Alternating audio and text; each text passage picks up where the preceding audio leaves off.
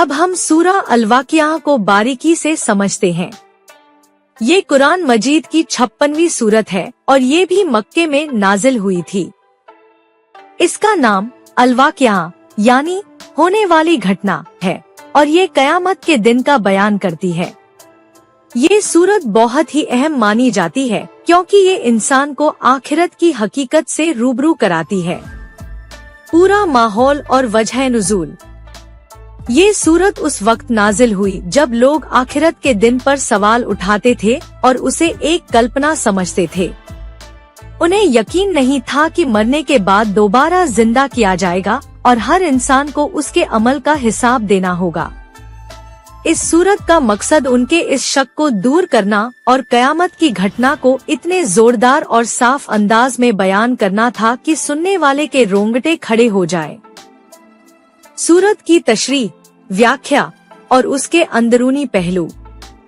एक कयामत के दिन का डरावना मंजर। सूरत की शुरुआत ही इस बात से होती है कि जब वह बड़ी घटना कयामत घटेगी तो उसे झुठलाने वाला कोई नहीं होगा। उस दिन हर इंसान को उसकी हैसियत के मुताबिक दो जगहों में बांट दिया जाएगा। एक दाहिने वाले जो बड़े खुशकिस्मत होंगे और दूसरे बाएं वाले जो बड़े बदनसीब होंगे।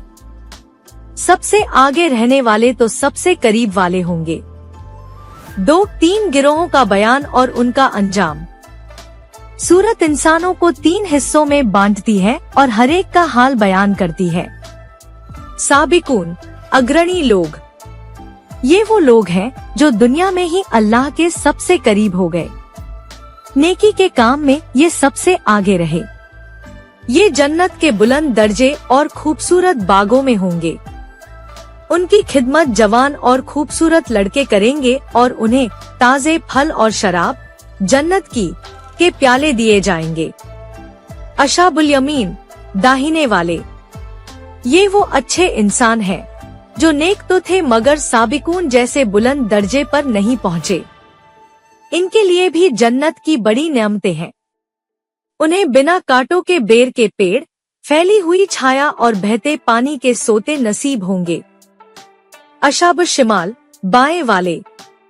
ये वो लोग हैं जिन्होंने दुनिया में अल्लाह और आखिरत को नहीं माना और बुरे काम किए। इनका अंजाम बहुत ही भयानक होगा। इन पर आग की लपटें और धुआं छाया रहेगा। उन्हें जहन्नुम के एक पेड़ ज़िक्कूम का कड़वा फल खाने को मिलेगा और खौलता हुआ पानी पीने को मिलेगा। 3 अल्लाह की ताकत और कुदरत की निशानियाँ। सूरत में इंसान को यह यकीन दिलाने के लिए कि दोबारा जिंदा किया जाना मुमकिन है, अल्लाह की कुछ बड़ी निशानियाँ गिनाई गई हैं। जैसे इंसान को खास माहौल वाले पानी वीर्य से पैदा करना, आसमान से बारिश का पानी बरसाना और उससे अलग अलग तरह के अनाज और पेड़ पैदा करना, आग को पैदा करना जिससे इंसान लकड़ी जलाकर फायदा उठाता है। 4 कुरान की शान और कयामत का यकीन। सूरत के आखिर में इस बात पर जोर दिया गया है कि यह कुरान एक बड़ी इज्जत वाली किताब है जिसे लौह महफूज में लिखा हुआ है। फिर एक साफ चुनौती दी गई है कि अगर तुम्हें यकीन नहीं है तो उस शख्स से पूछो जिसे तुम जानते हो, यानी पैगंबर साहब, क्या उनसे पहले कोई और था जो ये बातें लेकर आया हो?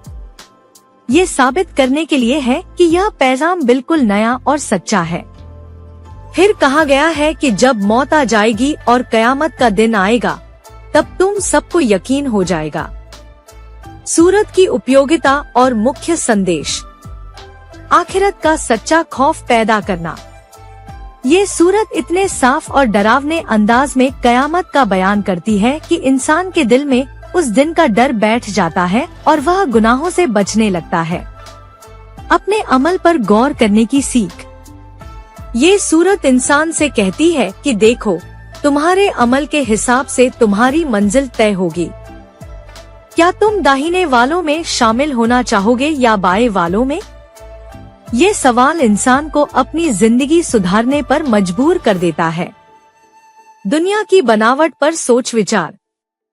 इंसान के पैदा होने, पेड़ पौधों के उगने और आग के जलने जैसी चीजों का जिक्र हमें अल्लाह की ताकत पर यकीन दिलाता है कि वह मुर्दों को जिंदा कर सकता है। कुरान की अहमियत बताना।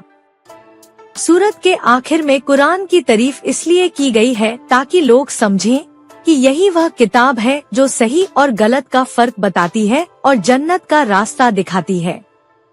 निष्कर्ष, सूरत अल-वाक़िया इंसान को जगाने वाली एक तहलकाखेज सूरत है। ये हमें हमारी असली मंजिल से आगाह करती है और ये फैसला हम पर छोड़ती है कि हम अपने लिए जन्नत चुनते हैं या दोज़ख। इस सूरत को पढ़कर इंसान दुनिया की भागदौड़ से हटकर अपने अंत के बारे में सोचने लगता है और अपने रब की तरफ लौटने का इरादा करता है।